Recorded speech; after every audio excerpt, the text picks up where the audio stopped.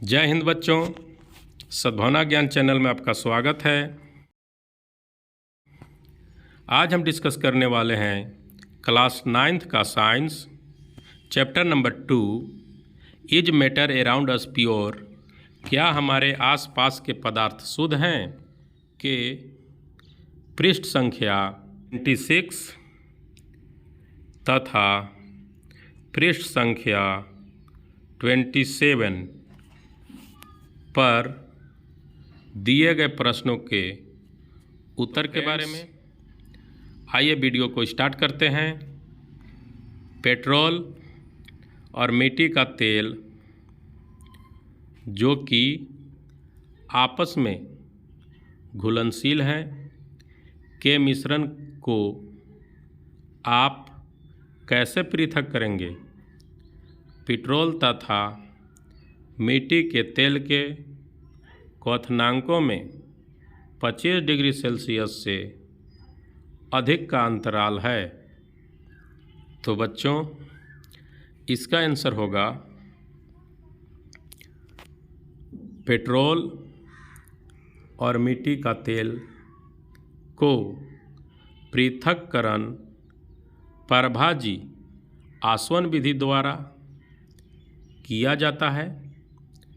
दोनों के मिश्रण को पारभाजी आसवन स्तंभ में ले जाते हैं, फिर ताप को घटाकर उसे ठंडा कर संपीड़ित किया जाता है, जहां वाष्प अपने आप क्वथनांक के अनुसार पृथक हो जाती है। दूसरा प्रश्न है, पृथक करने की सामान्य विधियों के नाम दें।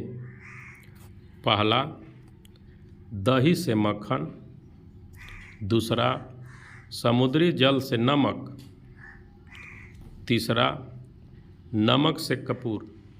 दही से मक्खन को पृथक करने के लिए अपकेंद्रण विधि का उपयोग किया जाता है। समुद्री जल से नमक को पृथक करने के लिए वाष्पीकरण विधि का उपयोग किया जाता है और नमक से कपूर को अलग करने के लिए ऊर्ध्वपातन विधि का उपयोग किया जाता है। अगला प्रश्न है, क्रिस्टलीकरण विधि से किस प्रकार के मिश्रणों को पृथक किया जा सकता है?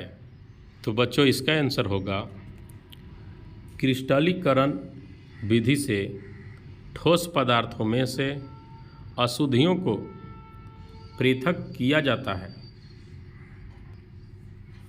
पेज नंबर 26 पर दिए गए प्रश्नों का उत्तर कंप्लीट हुआ।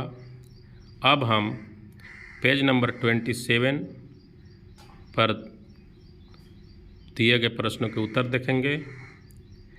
यहाँ पहला प्रश्न है, निम्न को रासायनिक और भौतिक परिवर्तनों में वर्गीकृत करें। पहला, पेड़ों को काटना। दूसरा, मक्खन का एक बर्तन में पिघलना। तीसरा, अलमारी में जंग लगना। चौथा, जल का उबलकर वाष्प बनना। पांचवा, विद्युत तरंग का जल में प्रवाहित होना तथा उसका हाइड्रोजन और ऑक्सीजन गैसों में विघटित होना। छठा, जल में साधारण नमक का घुलना। सातवां, फलों से सलाद बनाना। आठवां, लकड़ी और कागज का जलना। तो इस प्रश्न का उत्तर होगा, जैसा कि आप जानते हैं, जिस परिवर्तन में पदार्थ के भौतिक गुणों में परिवर्तन होता है उसे भौतिक परिवर्तन कहते हैं, और वह परिवर्तन जिसमें कोई नए पदार्थ बनते हैं उसे रासायनिक परिवर्तन कहते हैं। उसमें रासायनिक गुणों में परिवर्तन आ जाता है। तो यहाँ पेड़ों का कटना भौतिक परिवर्तन होगा,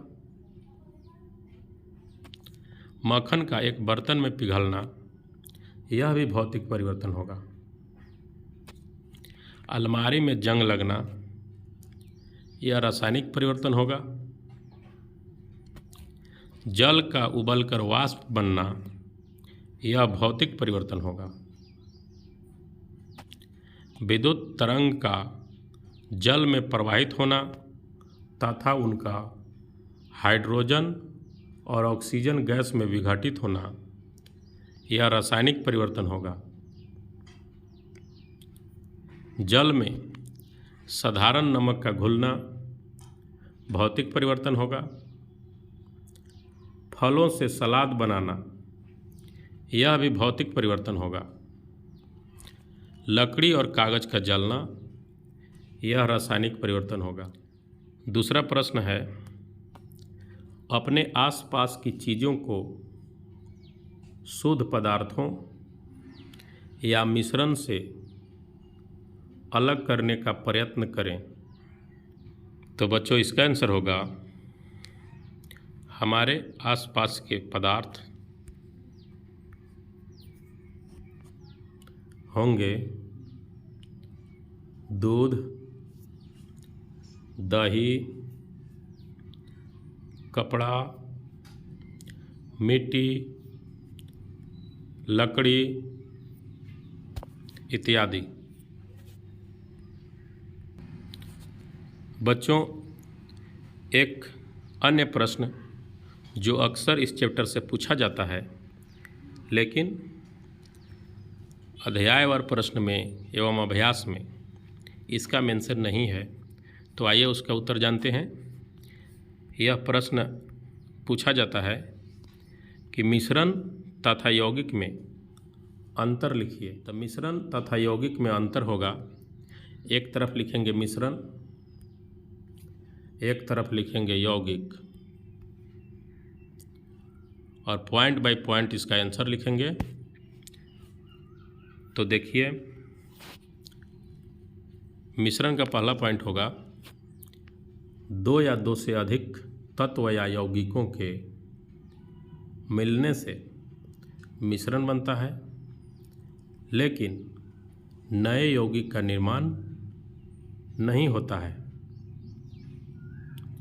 यौगिक का पहला पॉइंट होगा, दो या दो से अधिक तत्वों के मिलने से यौगिक का निर्माण होता है, इसमें नए पदार्थ का निर्माण होता है, नए यौगिक का निर्माण होता है।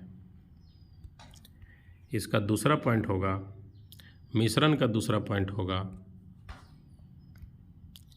मिश्रण का संघटन परिवर्तनीय होता है और यौगिक का दूसरा पॉइंट होगा, इसका संघटन सदैव अस्थायी होता है। मिश्रण का तीसरा पॉइंट होगा, मिश्रण में उपस्थित घटकों के गुणधर्म को दर्शाता है, अर्थात मिश्रण में उपस्थित घटक जो होते हैं उसके गुणधर्म को दर्शाते हैं। और यौगिक का तीसरा पॉइंट होगा, नए पदार्थ के गुणधर्म पूरी तरह से भिन्न होते हैं, अर्थात अलग होते हैं।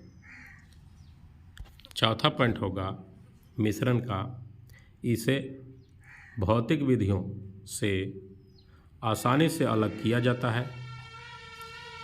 और यौगिक का चौथा पॉइंट होगा, इसे रासायनिक या वैद्युत रासायनिक विधियों द्वारा अलग किया जाता है। तो बच्चों पेज नंबर 27 तथा पेज नंबर 26 पर दिए गए प्रश्नों के उत्तर कंप्लीट हुआ। यदि आप मेरे चैनल पर नए हैं और अन्य प्रश्नों का उत्तर पाना चाहते हैं तो मेरे वीडियो को लाइक कीजिए, शेयर कीजिए और मेरे चैनल को सब्सक्राइब कीजिए।